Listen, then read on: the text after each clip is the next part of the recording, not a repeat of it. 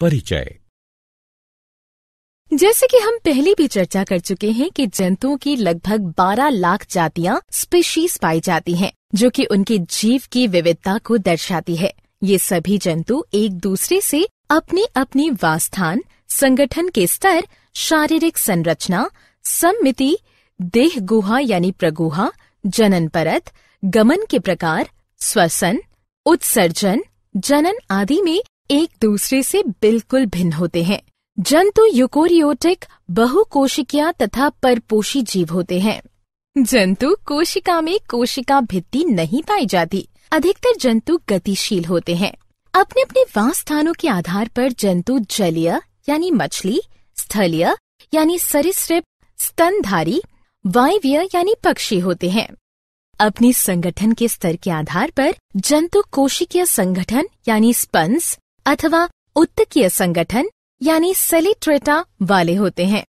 सम्मिति के आधार पर जंतु अरीय सम्मिति यानी सिलेंट्रेटा, स्पंज, इकाई नोडर्मेटा अथवा द्विपार्श्व सम्मिति, निमेटोड्स, ऑर्थोपॉड्स, एनिलिड्स तथा कशेरुकी तथा कुछ असम्मिति स्नेल होते हैं।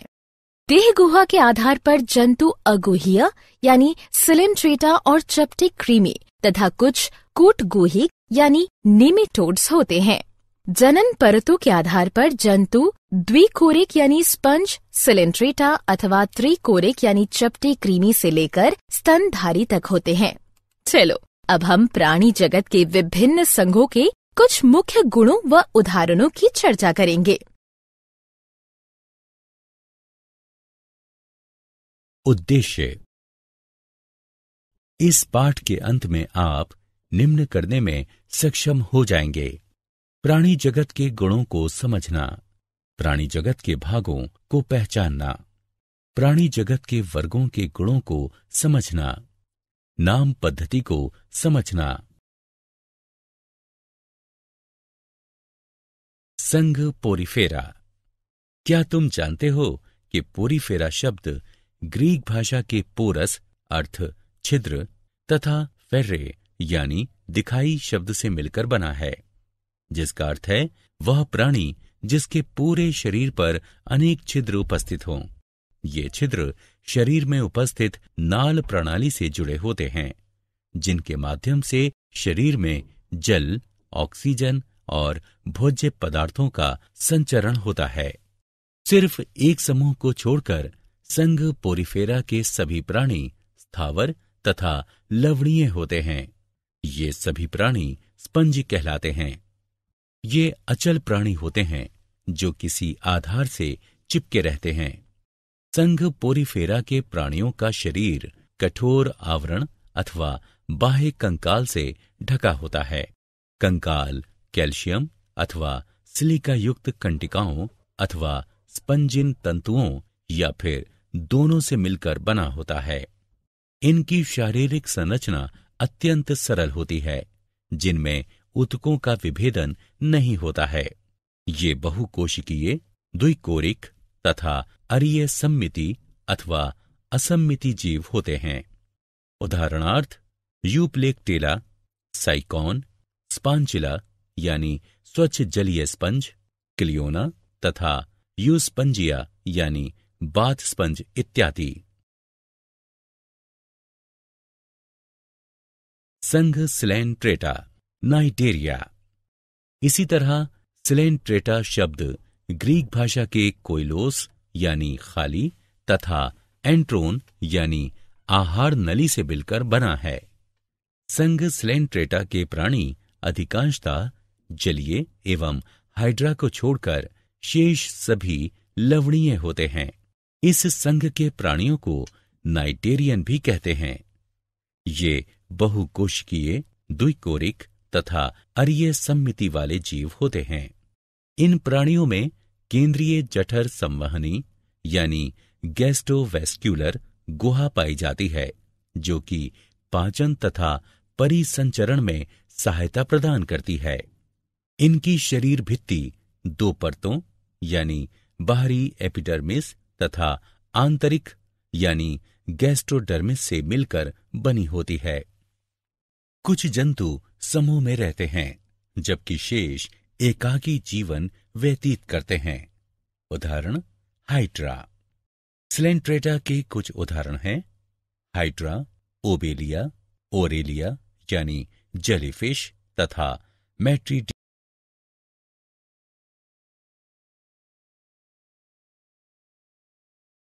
संघ प्लेटी हेलमंथीस यानी चपटे कृमि। उसी तरह प्लेटी हेलमंथीस शब्द ग्रीक भाषा के शब्द प्लेटीस यानी चपटे तथा हेलिमंस यानी वर्म या कृमि से मिलकर बना है। इस संघ के प्राणी पृष्ठाधर रूप से चपटे होते हैं, इसलिए इन्हें सामान्यतः चपटे कृमि कहा जाता है। इस संघ के प्राणी द्विपार्श्व सममिति वाले, बहुकोशिकीय तथा त्रिकोरकी होते हैं। इन प्राणियों में देहगुहा यानी प्रागुहा नहीं पाई जाती है। इन प्राणियों में पाचन गुहा एक अकेले मुख के रूप में उपस्थित होती है। ये अधिकतर परजीवी होते हैं तथा कुछ मुक्त तैरने वाले होते हैं, जैसे कि प्लेनेरिया। प्लेटी हेलमंथीस के उदाहरण हैं प्लेनेरिया, पर्णकृमि यानी फेसियोला, सिस्टोसोमा तथा फीता कृमि यानी टीनिया।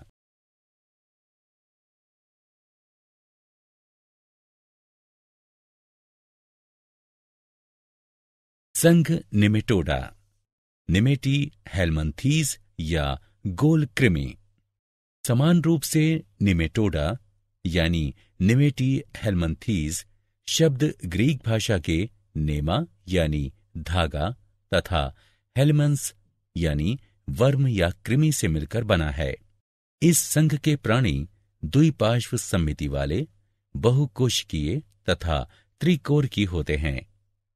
इनका शरीर बेलनाकार तथा छोरों पर मुड़ा हुआ होता है। इनमें ऊतक पाए जाते हैं। वास्तविक अंग अनुपस्थित होते हैं, जबकि कूट गुहा पाई जाती है। ये अधिकतर परजीवी होते हैं तथा रोग उत्पन्न करते हैं, जैसे एस्केरिस, वुचेरेरिया तथा एंटेरोबियस। निमेटी हेलमंथीस के कुछ उदाहरण हैं एस्केरिस, वुचेरेरिया, एंटेरोबियस तथा एनकाइलोस्टोमा यानी अंकुश कृमि।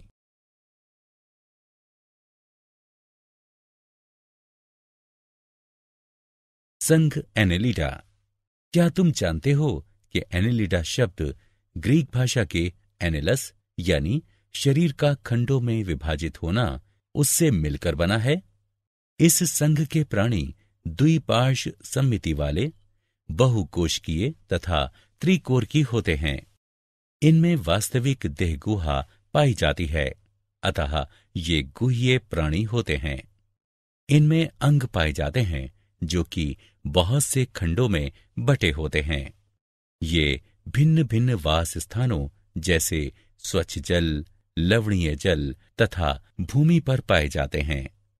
एनेलिडा के कुछ उदाहरण हैं पेरेटिमा यानी केंचुआ, हिरुडिनेरिया यानी जोंक तथा नेरीस।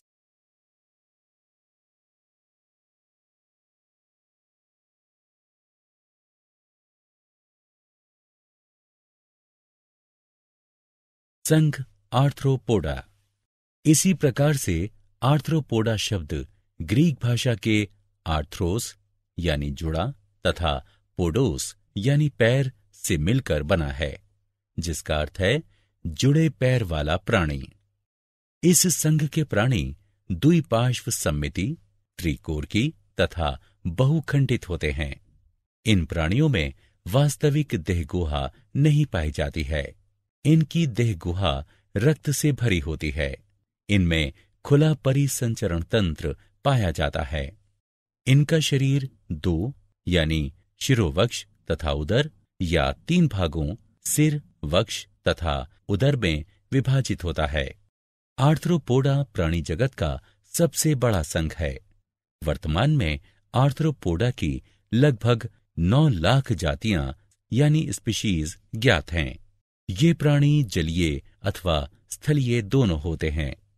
आर्थ्रोपोडा के कुछ उदाहरण हैं पेलिमॉन यानी झींगा, पेरीप्लेनिटा यानी तिलचट्टा, एपिस यानी मधुमक्खी, मस्का यानी घरेलू मक्खी, एनाफ्लीज यानी मच्छर, पेलेमनियस यानी बिच्छू, पेगोरिस्टेस यानी केकड़ा, नार्कियस यानी सहस्त्रपाद तथा तितली इत्यादि।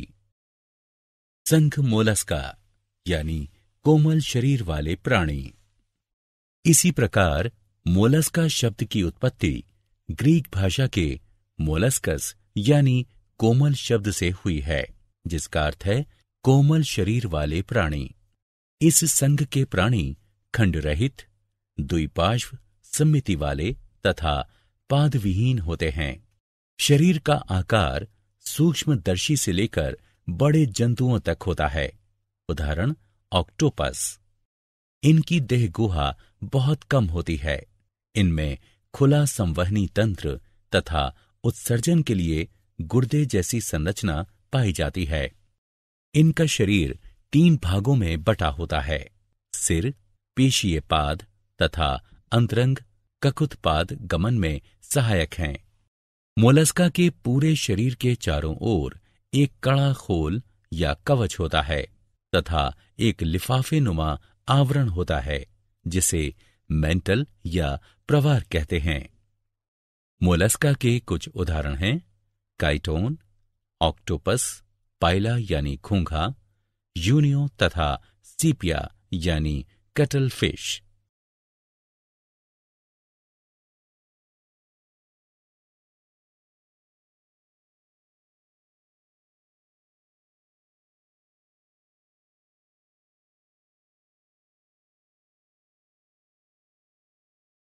संघ इकाइनोडर्मेटा यानी शूलयुक्त प्राणी।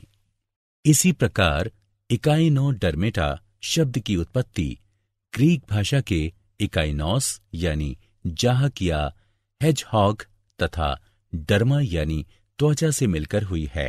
अतः ये जंतु कांटों से आच्छादित त्वचा वाले होते हैं।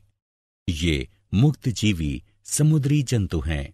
इस संघ के प्राणी अरिये, द्विपार्श्व या पंचतई सम्मिति वाले होते हैं। ये त्रिकोर की होते हैं। ये देह गुहा या प्रगुहा यानी सिलोम युक्त प्राणी होते हैं। इनमें विशिष्ट जल संवहन तंत्र पाया जाता है, जो उनके चलन में सहायक है। इनके शरीर में मुखीय तथा अमुखीय सतह पाई जाती है। मुखीय सतह पर पंचत्रिज्यीय सतह पाई जाती है, जिसे एम्बुलेक्रल कहते हैं। इनके पूरे शरीर पर कठोर कैल्शियम कार्बोनेट का कंकाल एवं कांटे पाए जाते हैं।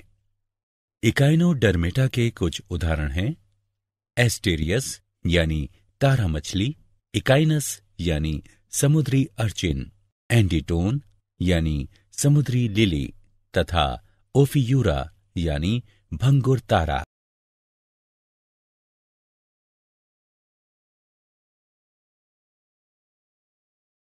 संघ प्रोटोकोडेटा। क्या तुम जानते हो कि प्रोटाकोडेटा शब्द की उत्पत्ति ग्रीक भाषा के प्रोटो यानी आद्य तथा कोडा यानी छड़ से मिलकर हुई है। इस संघ के प्राणी द्विपार्श्व सम्मिति त्रिकोर की होते हैं तथा इनमें प्रगुहा यानी सिलोम पाई जाती है। पृष्ठ रज्जु छड़ की तरह एक लंबी संरचना है, जो जंतुओं के पृष्ठभाग पर पाई जाती है। यह तंत्रिका ऊतक को आहार नाल से अलग करती है। यह पृष्ठ रज्जु प्रोटोकोडेट जंतुओं के जीवन की सभी अवस्थाओं में उपस्थित नहीं रह सकता है। नोटोकोड यानी पृष्ठ रज्जु पेशियों से जुड़ने का स्थान भी प्रदान करती है, जिससे चलने में आसानी होती है। ये समुद्री जंतु हैं।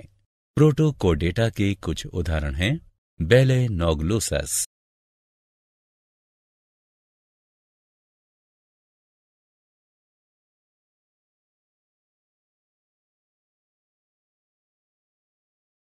संघ वर्टिब्रेटा यानी कशेरुकी। इसी प्रकार कोडेटा शब्द ग्रीक भाषा के कोडा शब्द से बना है, जिसका अर्थ है छड़। इस संघ के प्राणी द्विपार्श्व सम्मिति त्रिकोर की देह गुहा वाले प्राणी हैं। इनमें ऊतकों एवं अंगों का जटिल विभेदन पाया जाता है। पृष्ठरज्जु छड़ की तरह एक लंबी संरचना है जो जंतुओं के पृष्ठभाग पर पाई जाती है। यह तंत्रिका ऊतक को आहार नाल से अलग करती है। यह पृष्ठरज्जु कशेरुकी जंतुओं के जीवन की सभी अवस्थाओं में उपस्थित रहता है। इन जीवों में एक पृष्ठरज्जु के निकट एक पृष्ठ नलिका युक्त मेरुदंड पाया जाता है। इनके जीवन की कुछ अवस्थाओं में युग्मित क्लोम थैली पाई जाती है। इन जंतुओं में वास्तविक मेरुदंड एवं अंतःकंकाल पाया जाता है। इस कारण जंतुओं में पेशियों का वितरण अलग होने लगता है एवं पेशियां कंकाल से जुड़ी होने के कारण इन्हें चलने में सहायता करती हैं। इनमें ऊतकों एवं अंगों का जटिल विभेदन पाया जाता है। वर्टिब्रेटा को 5 वर्गों में विभाजित किया गया है: मत्स्य, उभयचर, सरीसृप, पक्षी, स्तनधारी।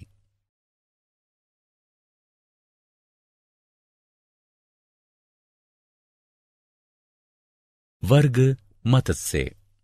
पिसीज शब्द की उत्पत्ति इंडो यूरोपियन मूल के पेइस्क शब्द से हुई है। इसका अर्थ है मछली। ये समुद्र और मीठे जल दोनों में ही पाए जाते हैं। ये क्लोमों द्वारा जल में घुलित ऑक्सीजन को ग्रहण करते हैं। मत्स्य वर्ग के प्राणियों का शरीर धारा रेखीय होता है तथा ये अपने पंख यानी फिन्स एवं मांसल पूंछ का प्रयोग तैरने के लिए करते हैं। इनमें उपास्थि अथवा अस्थि कंकाल पाया जाता है। इनकी त्वचा शल्क अथवा प्लेटों से ढकी होती है।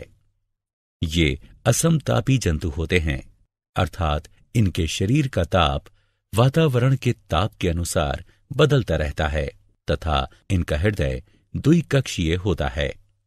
इनकी आंखें पलक विहीन होती हैं। इनमें नासिका पाए जाते हैं। ये अंडे देती हैं। मत्स्य के कुछ उदाहरण हैं: स्कॉलियोटोन यानी कुत्ता मछली, सिनकिरोपस यानी मेंटारिन मछली, टेरोइस यानी शेर मछली, विद्युत रे, स्टिंगरे इत्यादि।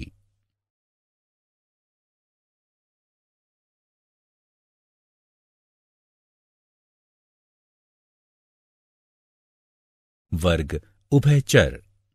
क्या तुम्हें पता है कि एम्फीबिया शब्द ग्रीक भाषा के एम्फी जिसका अर्थ है दो तथा बायोस जिसका अर्थ है जीवन, इन दोनों शब्दों से मिलकर बना है, जिसका अर्थ है वह जीव जो जल तथा स्थल दोनों में रह सके। ये जंतु मछलियों से विकसित हुए हैं, लेकिन शल्क के स्थान पर इनकी त्वचा में श्लेष्म ग्रंथियां पाई जाती हैं। इनकी त्वचा चिकनी तथा फिसलने वाली जो कि श्लेष्म से परिपूर्ण होती हैं। इनका हृदय त्रिकक्षीय होता है। श्वसन क्लोम अथवा फेफड़ों द्वारा होता है। इनमें 2 जोड़ी पाद पाए जाते हैं जिनमें पंजे नहीं पाए जाते हैं। ये अंडे देते हैं। उभयचर के कुछ उदाहरण हैं: सैलामेंटर, बूफो यानी टोड, राना यानी साधारण मेंढक, हाइला यानी वृक्ष मेंढक इत्यादि। वर्ग सरीसृप। उसी प्रकार रेप्टिलिया शब्द लैटिन भाषा के रेपेरे यानी रेंगना या सरकना शब्द से बना है, जिसका अर्थ है रेंगने वाले जंतु। ये मुख्यतः स्थल पर पाए जाते हैं, परंतु ये जल में भी वास करते हैं। त्वचा एपिडर्मल शल्कों से ढकी रहती है। इनकी त्वचा जल विरोधी होती है तथा कांटों वाली शल्कों द्वारा सुरक्षित होती है। ये असमतापी जंतु होते हैं। इनका हृदय त्रिकक्षीय होता है, लेकिन सिर्फ मगरमच्छ में 4 कक्षीय हृदय पाया जाता है। इनमें श्वसन फेफड़ों द्वारा होता है। शरीर सिर, गर्दन, धड़ तथा पूंछ में विभाजित होता है। इनमें 5 अंगुलियों युक्त पाद तथा पंजे युक्त अंगुलियां पाई जाती हैं। इनके अंडे कठोर कवच से ढके होते हैं। इसी कारण इन्हें जल में अंडे देने की आवश्यकता नहीं पड़ती है। उभयचर वर्ग के कुछ उदाहरण हैं टर्टल, कैमेलियन, नाजा यानी किंग कोबरा, ड्रैको यानी ओड़न छिपकली, हेमीडेक्टाइलस यानी घरेलू छिपकली इत्यादि।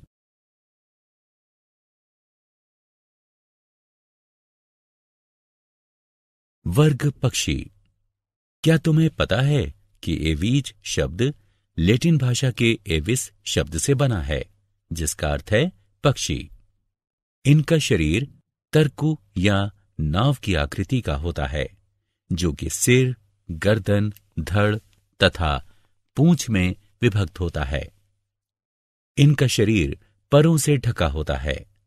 ये समतापी प्राणी हैं। इनका हृदय 4 कक्षीय होता है। ये फेफड़ों द्वारा श्वसन करते हैं। अग्रपाद रूपांतरित होकर पंख बनाते हैं। पश्चपाद में सामान्यतः शल्क होते हैं, जो रूपांतरित होकर चलने, तैरने तथा पेड़ों की शाखाओं को पकड़ने में सहायता करते हैं। ये कैल्शियम कवच से ढके हुए अंडे देते हैं। पक्षी वर्ग के कुछ उदाहरण हैं सिकोनिया यानी सफेद स्टॉर्क, आइथिया यानी नर गुच्छेदार बत्तख, स्ट्रेयो यानी ऑस्ट्रिच, कोलुम्बा यानी कपोत, पेसर यानी गौरैया, कार्वस यानी कौवा इत्यादि।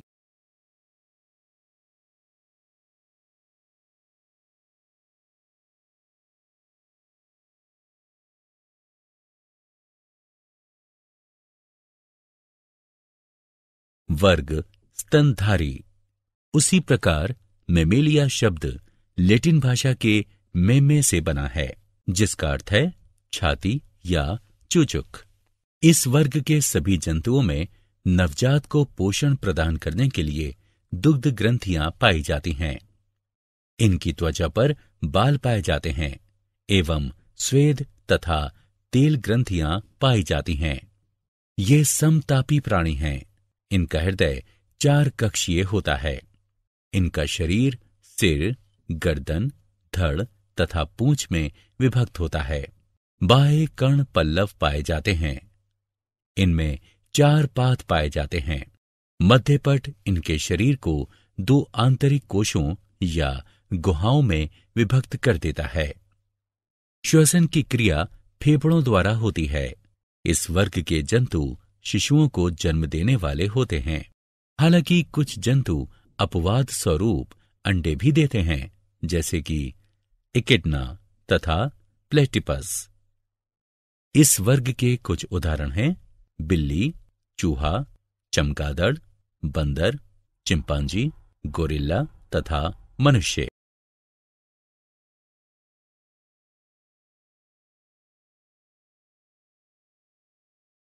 नाम पद्धति। नाम पद्धति सजीवों जैसे पौधों तथा जंतुओं के नामकरण की एक प्रणाली है। क्या तुम्हें पता है कि नाम पद्धति की आवश्यकता क्यों पड़ी? मैं तुम्हें बताता हूं। इसके पीछे कारण यह था कि सामान्य नाम केवल स्थानीय जंतुओं को ही शामिल करते हैं तथा पूरे संसार के पौधों तथा जंतुओं को शामिल नहीं करते हैं। दूसरी समस्या ये थी कि विभिन्न स्थानों पर रहने वाले लोगों द्वारा एक जीव को भिन्न भिन्न भाषाओं में उनके अनुसार अलग अलग नाम दिए गए हैं। तीसरी समस्या थी कि कुछ नाम भ्रम पैदा करते थे, जैसे सितारा मछली, कटल मछली तथा जली मछली वास्तव में मछली नहीं है। सबसे बड़ी कमी यह है कि सामान्य नाम को चुनने के पीछे कोई वैज्ञानिक आधार नहीं है।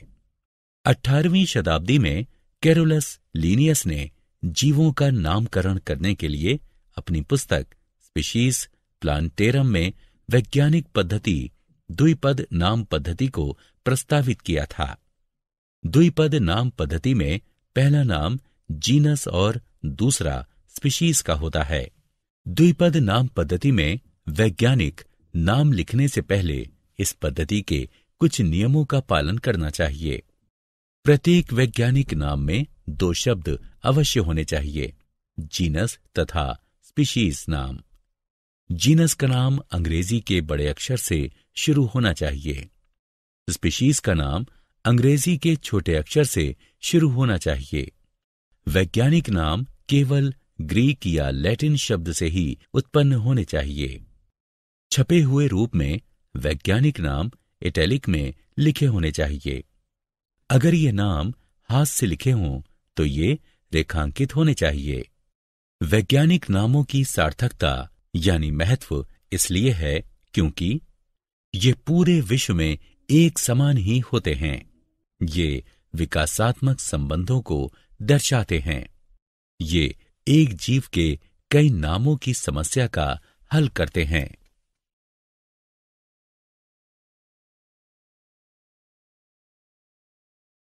क्या आप जानते हैं जंतु जगत को दो समूहों में विभक्त किया गया है, अरज्जुकी तथा रज्जुकी।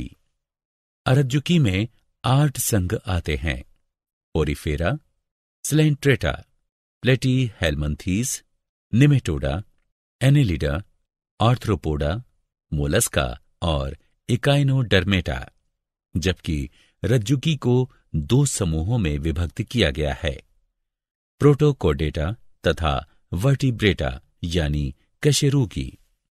वर्टिब्रेटा यानी कशेरुकी को पुनः 5 वर्गों में विभक्त किया गया है, मत्स्य, उभयचर, सरीसृप, पक्षी तथा स्तनधारी।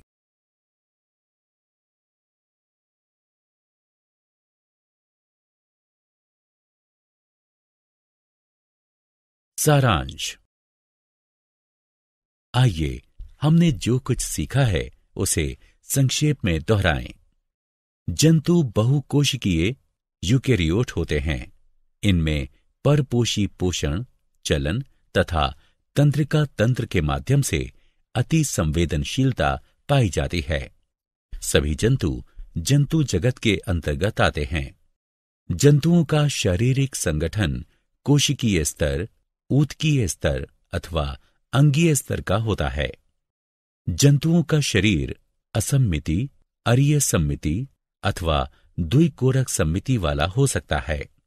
अपनी प्रारंभिक विकास की अवस्थाओं वाली भ्रूणीय परतों की संख्या के आधार पर जंतु द्विकोरिक अथवा त्रिकोरिक हो सकते हैं। जंतु अप्रागुही यानी सीलोम के बिना कूट प्रागुही यानी मिथ्या सीलोम तथा प्रागुही हो सकते हैं। जंतुओं को 10 संघों यानी फाइलम में बांटा गया है, Porifera, Coelenterata, Platyhelminthes, Nematoda, Annelida, Arthropoda, Mollusca, Echinodermata, Protochordata और कार्डेटा।